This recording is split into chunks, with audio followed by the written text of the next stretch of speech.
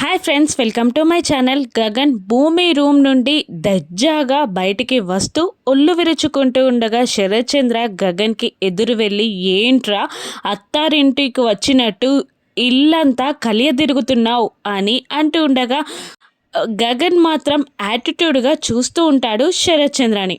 ఇది నా ఇల్లు అని శరత్ చంద్ర పొగరుగా అంటూ ఉండగా, తెలుసు నువ్వు నీ ఇంటి గేట్ని కూడా టచ్ చేయనివ్వవు అన్న ఫీలింగ్ నుండి నిన్ను బయటపడేసి నీ ఇంట్లోకి వచ్చా.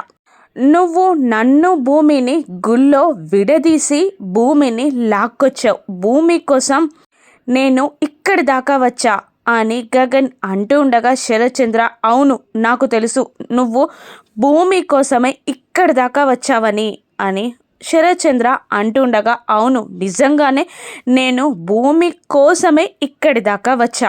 భూమి ఒక్కసారి నోరు విప్పి తన గుండెల్లో నేనున్నాను అని చెప్తే ఇక తనని నేను తీసుకెళ్లకుండా ఎవరు ఆపలేరు అని గగన్ స్ట్రాంగ్గా చెప్తూ ఉండగా, అంతే కోపంగా శరత్ చంద్ర కూడా, భూమి నా కూతురు, తను నిన్ను ఎప్పటికీ ప్రేమించదు, నేను ప్రేమించనివ్వను అని అంతే స్ట్రాంగ్గా శరత్ చంద్ర చెప్తూ ఉంటాడు. ఇక ఒక్కసారిగా గగన్ మనసుకి భూమి శరత్ చంద్ర కూతురు అన్న అనుమానం వస్తుంది. ఇక అంతే కోపంగా గగన్ కూడా, ఒకవేళ భూమి కనుక నీ కూతురైతే నా ప్రాణం పోయినా తనని ప్రేమించను అని గగన్ కూడా అంతే స్ట్రాంగ్గా అంటూ ఉంటాడు.